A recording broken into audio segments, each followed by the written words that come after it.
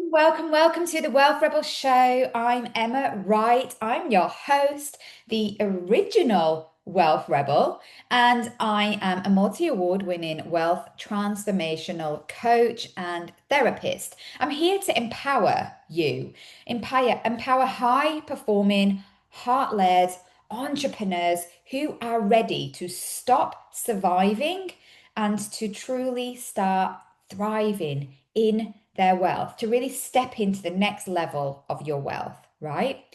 I blend financial and business strategy. I have 20 years as a trader and a wealth manager, so I know about money and business strategy. But I also blend it with energetic alignment, trauma informed therapeutic tools, and deep somatic recalibration for a full mind, body, and soul recalibration for you to go and live a life that you love, to help you create wealth that's not just impressive on the outside, okay, but sustainable, nourishing, and aligned for you, yes, you, on the inside. So, how can we go deeper? How can you go deeper with me? Book a free one-to-one with me. Book a wealth cup of tea with me. Anyone who knows me knows that I love a cup of tea. Use the link. The link is in the notes. You can also explore Ocean Wealth and Therapy. If you're in the heart of North Devon, right? Come and see me. Come and have a massage. Come and spend some time with me and explore your wealth on that deep level. Or you can join the next Lunch and Thrive with me. All the links are in the show notes or in the About section. So now let's get into the real reason that you are here with me today. Namaste. Welcome to the Wealth Rebel Show. I'm your host, Emma Wright, your resident Wealth Rebel. And today I am speaking to the inspirational Isabel Knight, with whom is a wealth expert in all aspects of the true meaning of wealth for me. A massive shining example of what we need to do to become wealthy. You honestly, your embodiment of wealth aligns with everything that I believe in, which is why I knew I wanted you on the show. When we met on the 2nd of April at BIS Fest South West, literally, I think we were just instantly talking about the things that we care about when it comes to wealth, when it comes to the knowledge, when it comes to kind of taking bold steps, and we speak the same language. And I really believe that we were meant to connect on that day. And I knew that you needed to come onto the show to talk more about that. I'm just so happy to be bringing this conversation to the Wealth Rebel show, because whilst your background in wealth is so impressive and it mirrors a lot of the things that I've done in my career and life, I want you to share this story. It'd be amazing to hear that story, but also how you've taken those foundations into a new mission, into a new way of being, to become what you described as the bridge to true wealth, and an avid believer in the F word being the way to finance for freedom. And I can't wait to hear all of these amazing theories. So, firstly, Isabel, welcome. Welcome to the show. Well, Emma, thank you so much for hosting me today, and it's an absolute privilege to spend time in your energy and company. And I hope that we're going to have a really interesting conversation today, and that maybe there's some nuggets of wisdom or insights there for your listeners to take away with them. So, thank you for inviting me. You're welcome, and there will be so many nuggets. We were just talking off air that, whilst we know what we're going to talk about, the beautiful thing of this show is that we follow our intuition, Yeah, and literally kind of things will come up that we really know needs to be heard, because yeah, this is what this story is all about. This is why it's the Wealth Rebels show and not the Wealth Education show, is because we yeah, need to create the rebellion of allowing people to hear what they want to know, but also the things that they need to hear. And you speak my language in all of those aspects. So first and foremost, let's just dive into your story first. I think your story just gives a really amazing kind of insight into the eclectic mix of experiences that you've yeah, had in your journey. So tell us a little bit about your journey through wealth and through the financial services sector. Okay, all right, Matt. Well, I'd like to start by being completely upfront with everybody, in that I've always really liked money. So, and I say that because I think that's quite a good place to start because some people are scared of money, and I think that because I was interested and liked money, it naturally drew me to places where money is made or the industry of money. And so when I was 16, I remember going to my careers library. For one, it was a shelf with a bunch of dusty leaflets on. Saw something about the stock market, and back in the day, it was all men, and they were doing weird hand signals, and they were all in very colourful coats. And I was intrigued, and they had these massive screens, and so I did some research about the stock market and thought, well, that's really interesting. Fast forward a few more years from 16 to now I'm 21. I've managed to get a degree in economics. I've done a rather esoteric charity project, which ended up in me going to meet the Gorbachevs in Russia, but we'll leave that for another story. So I'd done something kind of way out there, but realized at that point I was very broke. And I thought, oh, I like money. I need money now. I'm going to take my degree and my experience in meeting the Gorbachevs, and I'm going to get a job in the city because I remember at university, these companies coming around, and they had the best wine. They had the best wine and food at Solomon Brothers and Goldman Sachs. I thought, I'm going to go and see if I can get a job. So I walked into the city literally with my CV and an enthusiastic smile, as you have when you're 21, 22, and knocked on a lot of doors. And I was basically told I was either too old. Sorry, I was, well, not so much too old, but I was overqualified or I didn't have any experience, and go away and come back another day when I'd got some experience. But being persistent, and with that youthful enthusiasm, I kept knocking, and eventually I got a job with a company called Schroders, and on the fund management side. And again, an anecdotal, true story on this is I had no idea what a fund manager was. So I went to the interview and asked, well, what do fund managers do? Well, they manage money. Okay, very good. I answered, I got the job because basically I knew what compound interest was, and I was able to give them a quick answer on what 100 with £100 at 10% interest rate would be after 2 years, and the answer is 121. So I was like, yep, you obviously know maths.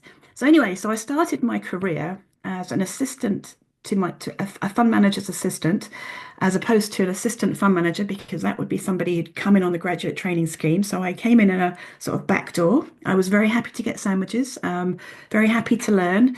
And I think, and this is something, a big shout out. I now recognise it was a female that hired me, and this was a female director at Schroders, which at the time they were a rare breed. They're still very rare in finance. There's still only about I was reading, and ironically, I was reading yesterday, that's still only about 23% of, there's only 23% of women in finance, and at senior positions, that drops to like 12, 15%. So it's still really, really small number of women in the financial industry.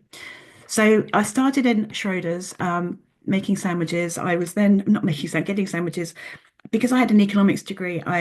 She asked me to do some work around emerging markets in Asia, and so I started doing economic reports on that. And the long and short of this is that she gave me more and more responsibilities, and emerging markets at the time was quite a small arena. I got spotted by going networking. It's not a top tip I'll say to you. I was often out meeting people. She'd send me out to go and find out about whatever X, Y, and Z company was doing.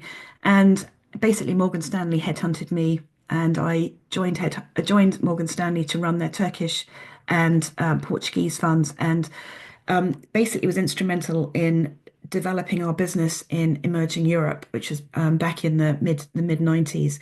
So it was very maverick. I did a lot of kicking of tires and having some wild adventures because there were very few people investing in the stock market.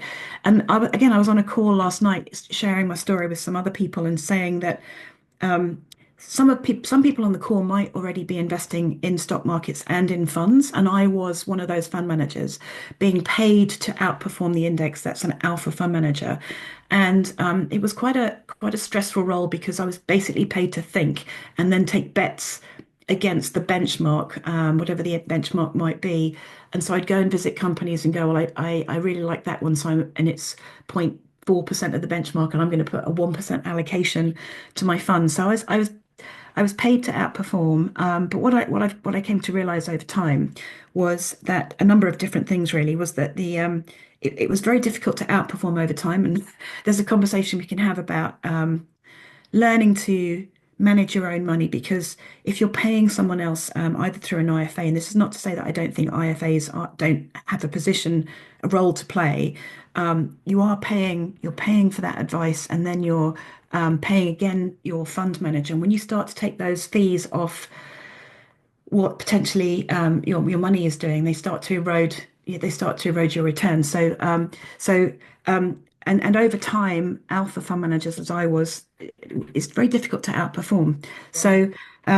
So anyway, that was one thing. I found it quite stressful in that regard. And then it was very, we talked about it, it's very male orientated, and ultimately, I realized that my values, and again, I only know this in hindsight. I didn't know what my values were at the time. What my soul was telling me, if you like, was that that wasn't the right place for me to be. And then sometimes the universe gives you a kick up the bottom. I got promoted over, and I won't go into that story, but it was quite a challenging time. And the long and short of this is that I managed to negotiate my way out of my role. I was then at Credit Suisse. I was a director at Credit Suisse. I had, in today's money, inflation adjusted, that's over a billion dollars I was managing in Russia, Eastern Europe, Turkey.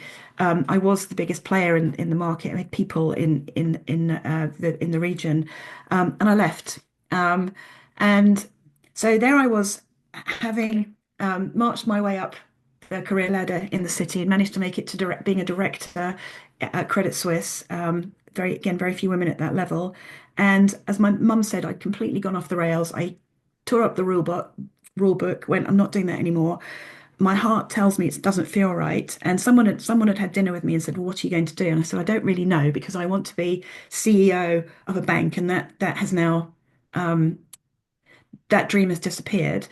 And she said, well, what other dreams do you have? And I remember wanting to ski like a pro, and because I'd done a lot of traveling and didn't speak any languages, I wanted to speak a language. So I ended up going, well, actually, I'd really like to learn to speak French, and maybe I could learn how to ski. So again, as the universe does in its inimitable way, I managed to find a French course in Chamonix, and within a few days after leaving, literally within a few days after leaving Credit Suisse, with my box of belongings, very ignominious exit from my career in the city, I found myself driving to Chamonix, and ending up, I went for what I thought was going to be a few months learning French, and learning to ski, and I ended up spending 15 years there. So you never know how life is going to turn out. So there's Wow, I just want to, there's so many things that you've said there that really, really, really actually is a shame to the industry, because you mentioned some stats. There's only 23 women in the financial sector, of which 12 to 15% are at senior levels. And you are this maverick, right? yeah, You this maverick, by the way, that's overqualified but not experienced enough. yeah, Okay, but and too old, yeah, yeah, right? You're this maverick that literally, and one of the things that really stood out for me is you saw what wealth is. You went and put yeah, yourself and saw wealth, decided, I like money. By the yes, way, liking money is our God-given right, yeah, because money is not evil. It's what you do with no, it that's evil. But you had to see what money could give you to want money. And yes, your belief was that you have to work with money to have money.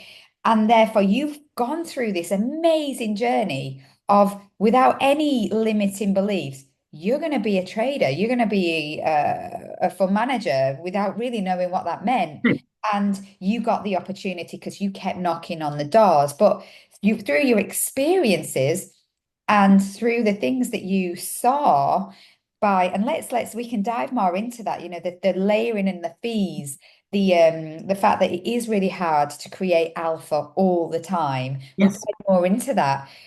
You realize that this was not in alignment with what you believed, and you left. And what a shame, because we need the mavericks, we need the people in the industry that are going to get rid of these layment of fees, your 1% to your IFA and then 50 bips to your, or 50 to a I 100 was going bips. to say more than that. Yeah, I was paying Yeah, no, 50 to 200 bits. 150 bips to your alpha outperforming manager. So before you've even made any money, you've paid away 250 bips, which is 2.5% Yeah, on your returns without you even making money as the investor. And so that doesn't align with you because you know how hard it is to constantly outperform the yeah, market because that's what you're trying to do. And I do think that that's been the emergence of index trackers and ETFs where absolutely. people are Yeah, doing that. So and you got the job by knowing about compound interest because that is fundamentally when we're investing, a lot of it is compounding and getting involved in all aspects of wealth. So let's go deeper. Let's go deeper into the fact that, you were in this world yeah. and you were you got your role and you're under the pressure to create alpha outperformance. How did that what was that journey for you as you were kind of like picking those companies? You were networking and talking to real fund managers to get the insight, and yet you still had the insight and you still struggled to outperform, or consistently, and the pressure was massive. Tell me a little bit more about that. Gosh, it's really interesting listening to you because I want to sort of frame this. The part of this conversation is about creating material wealth, and I was, as you rightly point out, I was in that world where it's about money creation, and I mean, I loved it from the point of view that, I mean, I was looking at my Reuters screen all the time. So at the forefront of the news that was coming out and then being paid to make decisions on that. And again, an interesting fact for you, because that's just popped into my head, is actually women make better investors. And the reason they make better investors is essentially we do a lot more research. And when we actually then have the courage to go into an investment, we tend to hold it for longer because we back ourselves. And Fidelity have done lots of studies on this in terms of the women stick with their decisions, whereas men tend to be more driven by that FOMO and that, oh, I'm going to be in, I'm going to be out, and more reactive. So I was in that very so I was in that environment which was set up to be trader orientated, and you'll know this because I know that's your background. So I'm going, right, I like this company because I like the management and I believe in them, and I'm going to take a bet against the index. So that means whatever that weighting was in that basket of companies, I was going to add more if I liked the company. So say it was a 1%, I'm going to put 3% in my fund. So I'm betting against the index. Now, what might happen in emerging in the markets might be that what I believed in wasn't instantly recognized in the stock market. So I might go, well, I really believe in this. But it's going to take some time for this to play out. But I was measured every month against my benchmark. And so if I've got an allocation that is betting against it, I've over allocated, and then it doesn't perform because this is going to take some time. Then I would be told you're underperforming, and there'd be that pressure to undo that trade, if that makes sense.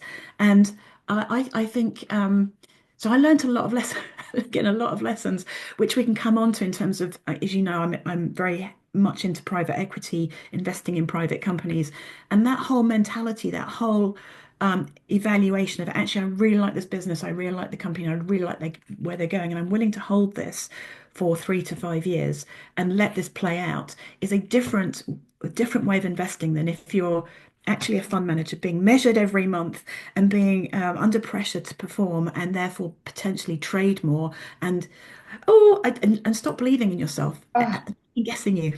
I love that so much because what you've demonstrated there is okay, we had the word maverick at start. You were Yes. maverick because you put yourself out there, you bet on yourself.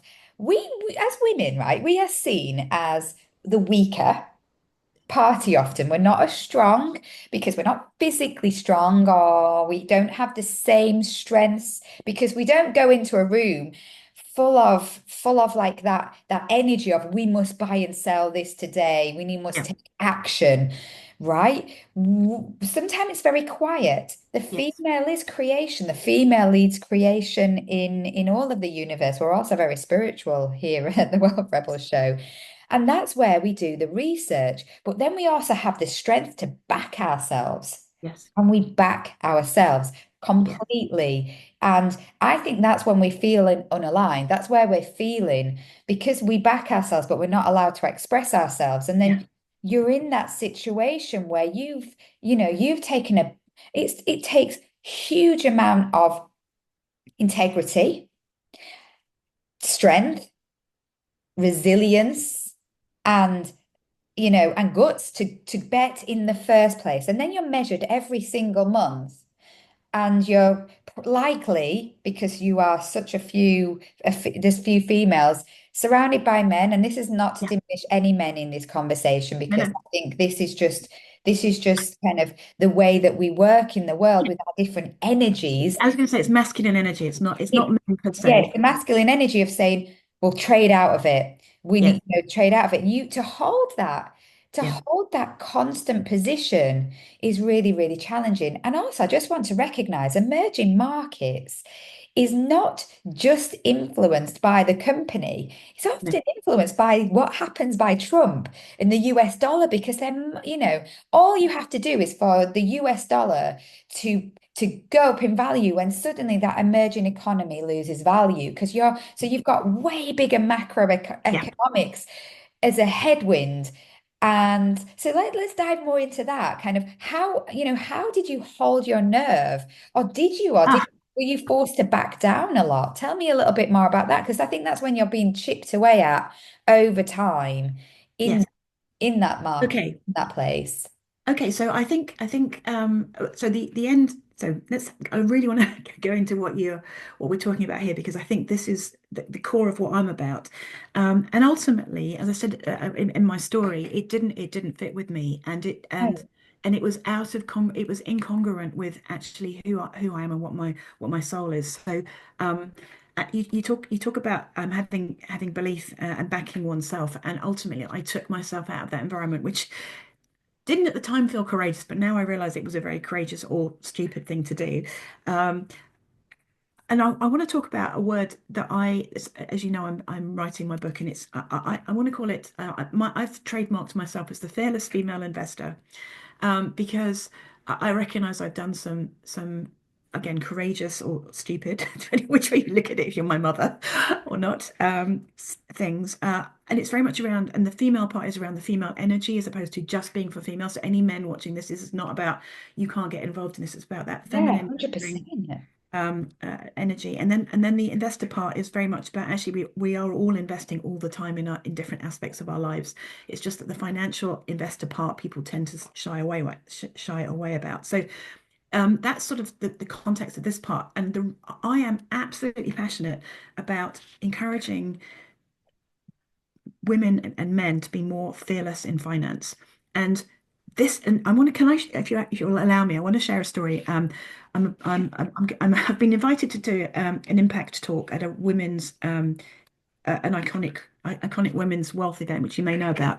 And they asked me to do a TEDx style talk. I'm like, oh gosh, okay, no With pressure. Kylie Anderson. Yes, yes, yes, yes. Yeah, so I was there for the last 2 years. Oh, fantastic. Great. Yeah, amazing. Yes, well, she and I connected, and I've been invited to do a talk, and I'm going to share with you. I want to share the opening of this talk because this I think is relevant in the context of what you've just been talking about. So it's going to start with like my daughter is standing at the top of a ski lift, a ski jump, not a ski lift, a ski jump. She's 6 years old, right? She's in this pink puffy jacket.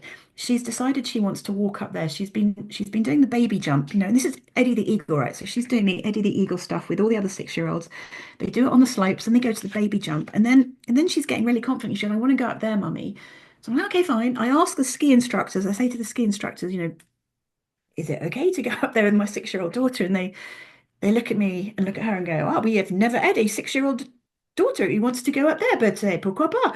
So we trog up to the top of this ski jump. There are a bunch of kids up there, all in their lycra, who are competitive and doing this for the French team. And they're looking at Charlotte in her jacket, going, "What are you doing up here?" And she said, "I want to jump off this thing." And I'm like, "Oh, respect." So there's my daughter sitting at the top of this. She then gets on. They jump off. She sits on this tiny little bench, and she sits there going, "I'm really scared, mummy." And meanwhile, I'm looking down going, I'm scared. I think it's just brilliant you've done this. I'm so proud. You've had the guts to go up there. Please, you've just come off here. I'm just, right behind you. And then she went, no, I'm going to do it anyway. So she sets off in the ski jump. Now, you may have seen the Eddie the Eagle thing. When you're on a ski jump, your skis are in the tracks. There is no way to back out of this. You are totally committed and you totally have to believe in yourself, to your point, right? And what I learned in that moment, after I prayed to God and the universe, let please keep her safe and don't kill my daughter. When she landed it, and my heart could stop beating, I went, that's the biggest lesson I could ever learn in my life. And I think for wealth building, it's about being able to face your fears and do it anyway. So being fearless to me is not about not having any fears. It's about recognizing what they are, recognizing any doubts, any fears. And trust me, I have them all the time, Emma. And going, well, I'm going to do this. I'm going to do this anyway. And it's not about being reckless.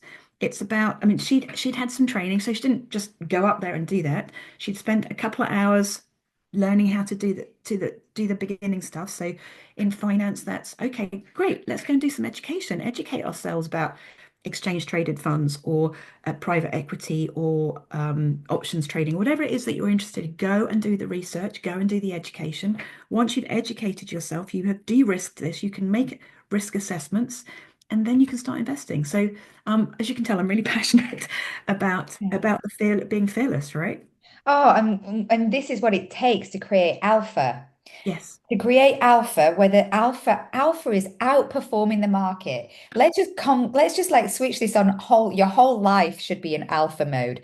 We should believe that we can outperform our best life, that we can expand, that we can have more money, more time, more energy, a life that we love, all of the things that we want because we are prepared to face our fears and do it anyway. Face our fears in all aspects of our lives. And I do believe that often, and maybe this is so curious because I think we're getting such an insight into the alpha market gets bashed, right? People go into trackers and passive because the alpha market can't perform. Maybe that's because the market doesn't hold its nerve and stick to its guns and stay with the long-term investments Yes. because of that monthly meetings. Yes. Why are we doing monthly meetings? Let's take a longer term view because we believe in the outperformance. We believe in our convictions.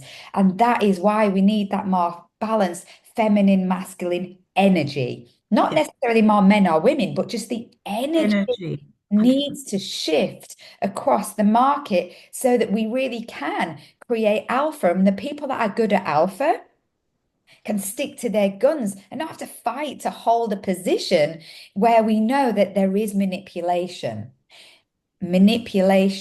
of that outperformance because manipulation creates fear. What happens when Trump brings in tariffs? And I'm only picking on Trump because it's Yeah. a really well-known story at the minute, right? Brings the tariffs, the whole market is manipulated, and the economies around the world that are the weaker economies suffer, the companies suffer. Okay, get out of your trade. And therefore, oh, the index is now outperforming again because it's just the index and it's not taking any bets against the market. That is creating the fear. And therefore, we're not going to see the outperformance. And that analogy just goes into every aspect Yes. of life. Yes. Literally, the way that you treat money. And I learned this, as I studied my financial coaching certification years ago with Catherine Morgan, is, the way that we treat money is a direct reflection of how we feel about ourselves at the very core. So if we are full of fear, we are not being fearless in our relationships, in the businesses that we Yeah. launch, in the life that we lead, and therefore we fear money Yeah. or we fear outperforming because we don't want to be seen as outperforming, especially as a woman, right? It's so great that you're going to iconic because the whole purpose, you're going to stand on that stage and show that fearless part of if you want to be iconic, you have to stand out. And it's Yes. quite scary, genuinely Yeah. standing out. And I don't just mean standing out and launching something. And this is what the Wealth Rebel show is quite, for me, this was my voice of standing out and talking my truth. And Yeah. sometimes I ruffle feathers. I always like to hear all aspects of every story. I'm quite my astrology, I'm very Scorpio. So I'm very, I'm happy to share my voice, but I'm also got my moon in Libra, which means I'm also very balanced. I like to hear both Both sides of sides. every story because that's my feminine. My feminine comes from that balanced approach. And when you're balanced, you're gonna assess your risks. The Yeah, ski lift is going up. She's done it. Let her face her fears. Be fearless. yeah. Be fears and do it anyway. I love everything Gosh, well, you stand for. So where are you taking this? Because obviously you said that okay. you took it into Yeah, private equity to go deeper, okay. be able to hold conviction. And Uh, now you are on a different part of your venture. Tell me a little bit more about where you're heading yeah, with your impact. okay.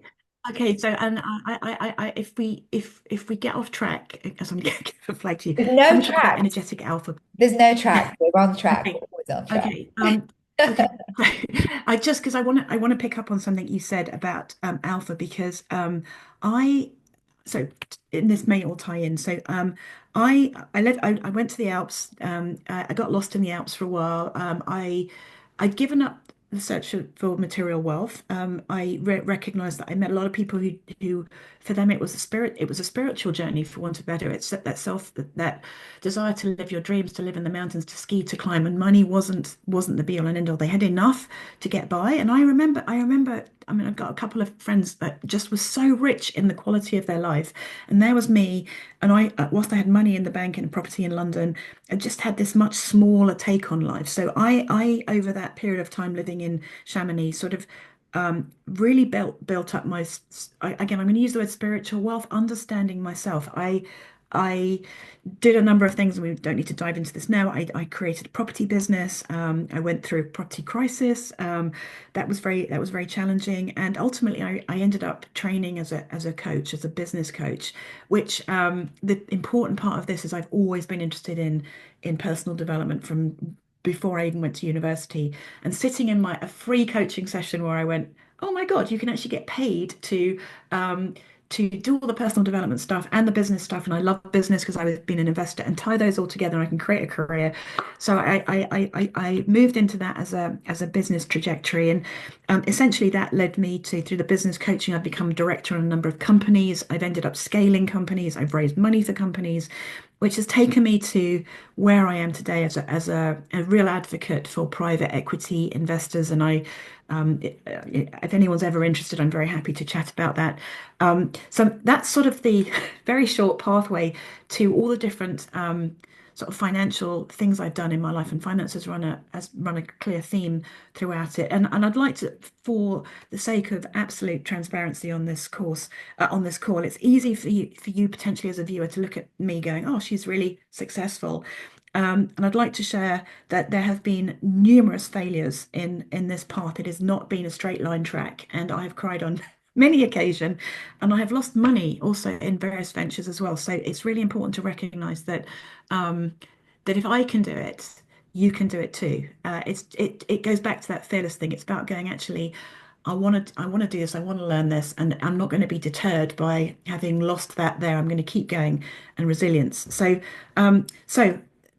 by way of I wanted to share that very briefly because actually what I realized my purpose is, which is actually terrifying me in terms of listening to you standing up and speaking your truth and how scary that can be, is I realized that I have been pulled sort of kicking somewhat into writing a book because spreadsheets are my thing and not writing. And so I'm writing a book that is very much about how to bridge those worlds of material wealth. I was in the city representing that. When I left the city, I realized how disconnected I was from me as a human being. And then how I lived in Chamonix, where I did a lot of work on myself as a human being and invested in various things that didn't work out. So I was financially feeling stretched, and how I sort of navigated back to a place where I'm financially free now.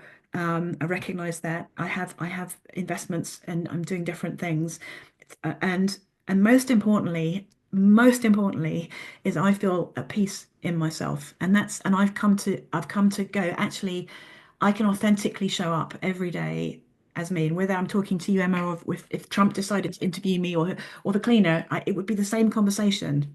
That's because ego, Right. the mind, the ego, Yep. attachment to money. Yes. Money then creates our self-worth. or we Yes. have this attachment to the physical. And you go in, sometimes we have to go into the mountains. We Yeah. talk about this a lot in the spiritual community. When you go through an ego death, Yeah. AKA you have an awakening of some kind where you realize, whether you're spiritual or not, you wake up and you realize none of this is making sense anymore. Yeah. This is not aligning me with my values in life. And I'm not at peace with myself. And it doesn't matter if you were at peace with anyone else, it's I'm not at peace with myself. 100%. You're having this fight or this bum fight with your ego. And then your ego relaxes and realizes it doesn't need all of those things to feel wealth, No. right? And you go into the mountains or you go into the ocean to find yourself and you hear yourself in that moment and you're surrounded by people that are humble, Yeah. that are at peace. And it does not mean because you have that beautiful bridge, Yeah. you are that bridge where you have seen the physical wealth that Yes. created the maverick in you. Yes. And you've also seen the humbleness of people that make the most of everything that's in their lives. And Mm. what really matters, it's like we don't have to choose. No. And talk about this. And this is the balance. This is probably the Yes. Libra part of me, right? Where we think we have to choose. We have to choose between money or life. It's money or your life. And I've heard this with a lot of coaches. It's your money or your life.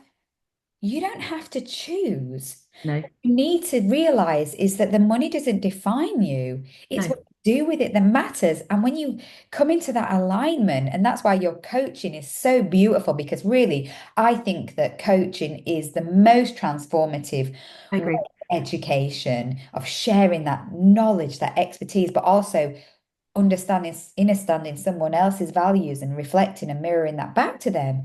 They can then go on and create the life and business that they love and find that peace. And that's the bridge, that's the transformation. So your book is gonna be amazing because when we write a book, and I talk a lot about this when I'm with my clients and my coaches, when we write a book, when we physically, and we're talking about this now, Yes. right, as well, you're leaving a legacy. So Yes. because it's all in your head at the minute, right? Yes. Oh my God. All Yes. in here, and it's like, I need to get it out into the world. People need to know this. And that's so beautiful because you want to share your Yeah. magic. Yeah. Well, I think there's at least two books. So there's so much At content. least. At least two books. I mean, the aim of the books is to, as you rightly said, to get the information out. But the ultimate aim is to create a collective of fearless female investors Yeah. who want to get the resources they might need. And depend, you can jump into this. It will be launched in September. You can jump into this and go, actually, I've read the book, or I need to do more work on understanding myself. So I want to do a values exercise, or whatever it might be on the sort of spiritual side. I'm gonna go in and get that resource, or it might be actually listen to Isabel talking about SAS pensions. I need to go and find out about that. So I'll have that, I'll have that resource. So it's basically it would be a depository for all the things that I have found useful over the years working with clients or myself, my learnings, if you like. It'll be a conversation with me and things that I have that I'm walking the walk, talking the talk. I'm doing this. So that's the ultimate aim, so that I can share this with people. This It's your mission, it's my right? mission. Yeah, Your mission is firstly to write the yeah, manual of being that female, fearless female investor. It's the manual, it's being the bridge. yeah, You are the bridge. The yeah, book is then the manual, and then yeah, the collective is gonna be the place that yeah. people can come to be a part of your world. I have funnily enough, my mastermind is called the Star Collective, Right, there we go. right? Yeah, Because I really believe in the power of people yes, coming together to really yes, be in one place where you consistently show up for each other. Because it's not often as well, it's not just showing up for yourself, where, okay, I'm coming today and I want to sell my business and I want to learn this and I want to yes, learn that. You're coming from a place of need, lack, and want, yes, which are all things that do not lead to manifestation. When you show up in the collective for the benefit of the collective, where yeah, you're thinking, well, I'm going to bring my energy and I'm yes, going to learn, I'm going to be open, I'm going to surrender yeah, fully. You're coming from a place of fullness because you realize you have something to give. You Yeah. realize you're Yeah. more giving to the world. You're showing up every week, maybe not because you need anything in that moment, because you want to be of service to others. And 100%. that's what you're creating. You're creating that, and you're being that bridge. You're being that person that you're like, well, I've got freedom now. I want to give back to the world. And Yes. what a beautiful thing. And you're going to be on stage doing Oh, that TED talk at Iconic, yeah. which is going to, I've been in that room, and you're going to be the rose, right? The Yeah. rose does not, the rose bush Yeah. does not go out there to attract bees. Yeah. The bees just come Right. because the rose stands in her power and she blooms. And that blossom is when you write your book, it's when you deliver your TED talk and you just share your magic and watch what will happen. I want to see the video. Like, if anyone captures this, please share it with me because I would love to see. Everyone in that room will be they'll be magnetized to you. They will come and talk to you. They'll be like, I want to speak to Isabel because I want to know more. And Yeah. that is exactly what the feminine does when they are strongly in their power. It takes, it takes and networking is important because you're putting yourself out there. The rose puts herself out there. She blooms. She doesn't Yeah. hide away, but she stands. It takes a lot of presence and a lot of strength to stand and not Mm.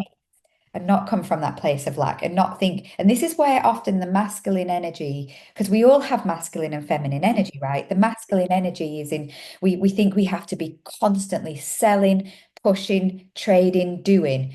Yes, we want that. We do want some of that. We want to put ourselves out there, but at the right time and be in that element of balance and what we call equanimity, one of the four pillars of the Buddhist, when we're coming from that spiritual aspect, is that we have to really allow ourselves to stand in our power and create balance and equanimity. Probably saying that wrong. Um, and create peace. Yes, it is. Have peace in the world on mass scale, the world would be such an abundant and different place. And I do believe fundamentally that we are having these these movements where people like you and I are literally walking away from something that is Yeah. could be really abundant to make a stand in Yeah. society of what is right and what is wrong. And I do believe I want to go back to something you said at the start. Your mom is saying you're crazy Yeah. because they carry the wounded feminine Yes. in Yeah. that That's true. lineage. That's true. That's So true. it looks on the outside that you are crazy, that you've Yeah. lost your mind. But you haven't, Mm. because this is what your soul came here to do, to experience all the things in your life up until this stage, so that you can then suddenly go, I am. You've always been fearless intuitively, you've Yeah. always done it unconsciously, but now you are like consciously going, Yeah. no. And you are then the change maker, the circuit breaker. And that circuit breaker shows everyone else what they need to do to be fearless. And it's just wonderful to hear. Well, Emma, we could keep talking, and I'm conscious that you might want to people have to get on with their lives. But I could happily talk about so many other things. Can I just close on something that you wanted to again? I, you've talked about alpha, so I want to leave people with a concept that came to me, and I believe that this book is being channeled through me, something called energetic alpha. And we talked about alpha managers, and we talked about how it reverts back to mean over time, in my opinion. And you were talking about how alpha applies to can apply to life, and this is where I was totally on the same page. Energetic alpha for me was a sort of mapping. How can you outperform in your life?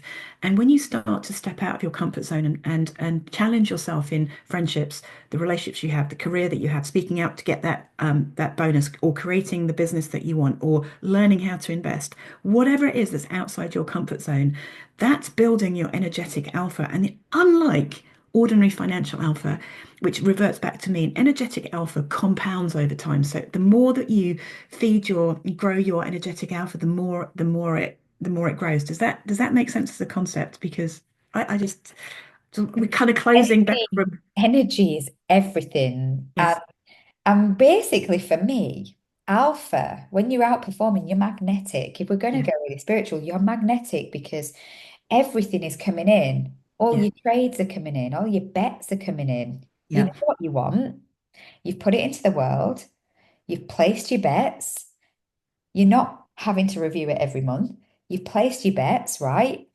You've backed your horse, your trades, whether that's your business, whether that's the ski lift you're going yeah, up, whether that's the relationship you want to be in, the person you want to spend your life. This transcends every everything. aspect of life. Yeah, You know what you want, basically. So you have to know what you want. You have to place your bets. You have to do your research, right?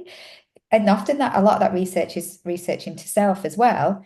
And then you surrender and know that it's already happening and it's already coming. And that is the energy. Where the energy goes, the money flows. Energetic Alpha. I love that. The title of this talk is going to have to be Energetic Alpha, right? That yeah, for me is, whoa, part of your book has to really yeah, bring that in. Oh yeah. my goodness. It's yeah, It's driving that energetic alpha but yeah, female. yes, We want more alpha females out there because that creates the balance with the alpha males that we have out yes, there that are beautiful. We want more empowered men and women in the world because that's how we create the balance that we yeah, need. You know, absolutely, we work together. When we work together, yeah. everything's beautiful. We have that peace and that harmony. Let's finish because we want to make sure that we give everyone what they're going to be like. They don't want this conversation to end. I don't want this conversation to end. Let's just finish by kind of thinking about, about what it is that wealth, if you could like really define what wealth means to you and what Yeah. it takes to be an energetic alpha, let's just share a little bit about that. What does that mean for you? If there's one final nugget that you can give to the audience of the Wealth Rebels show, because they're here to be rebels, right? No, absolutely, yes. Now, so that's an interesting question. What does wealth mean? What does wealth mean to me, right? Is Yeah. the question. Okay, so for me, ultimately, it's about who I show up to be every day. That's if I can basically be me all the time, that for me, and be comfortable and accepting of me, then that for me is the foundation of wealth that then will enable me through the energetic health that we've just talked to attract in what I need. Now, obviously, in my case, I've done a lot of financial study, so I have the financial education to bring the wealth in. So I have got material wealth as well. So, but if I was going to leave anything with the audience here, it would be you do the work on yourself and educate yourself about how to grow with material wealth. So you got to do both things if you like to be. This is not Knowledge. just yeah, Plus the assets, then plus self. It's like that exactly, three elements that creates your beingness to be wealthy, and then it will just evolve from there. I yeah, love that. And I think it's really important to let people know that you're going to be coming into the Star Portal, into the investment circle on the 19th of July, right? To yeah, talk more about that. So if they can't make it to Iconic in June, if people are yeah, listening and they want to come and talk to you in my yes, private Zoom room, they can do. yes, Your links are going to be below in this yes. conversation as well. So do not wait to reach out to Isabel if you are wanting to have that conversation because you've got courses I on do actually, private yes. equity, you've got courses on, options trading, risk profiling, portfolio theory. You've got Yeah, loads of courses out there already so people can dive into your knowledge and yes. get the knowledge. Mm, Come to the Star Portal. The Star Portal that I have it's £8 a month. They can come for a yeah, month for free. Star yeah, one month, and you'll be there in July on the yeah, 19th of July, sharing your magic in person, which I mean, for me, it's a gift that I've met you, and I can't wait to follow your journey. I'm like, I can't wait to hear about the collective that's coming in yes, yeah. September, a book, because this is just the start of the next phase of your impact and your journey. And yeah, the world is just going to be so much richer for the fact that you have been the maverick of generating energetic alpha. Thank you so much for coming on the show, Isabel. Um, yeah, and I, see can I you very, very soon. can I say thank you very much, Emma, for, in my opinion, epitomizing feminine energy, which is about collaboration and working with others and sharing. And it's a privilege for my part to having to get to know you. And I know that this is about a bigger conversation. It isn't about just you and me. It's about actually how do we connect all these people and empower our listeners, your listeners, together. Because it's about ultimately it's about doing more, daring more, and being more. And if we can encourage people to do that, we're all good. We are So all thank you. good. Thank you. Thank you. Thank you. Thank you, thank you, thank you for listening to today's talk with me. You didn't come here just to survive. You came here to create a life that feels powerful, peaceful, and profoundly yours. If this video lit you up in some way, don't ignore it.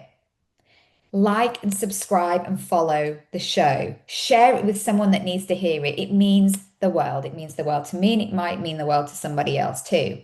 And your next step is simple. Join me for the Lunch and Thrive. Okay, the link is below. If you want to speak privately to me, book a one-to-one wealth cup of tea, a wealth Zoom cup of tea with me. I'll have my Yorkshire tea ready. And if you're ready to reset in person, explore Ocean Wealth and Therapy in the heart of North Devon. Okay. This is for you if you're ready to truly remember who you are, reclaim your wealth that really means for you everything that is about who you came here to be, do, and have. And I'd love to guide you closer to it. So I'll see you really, really soon. Namaste.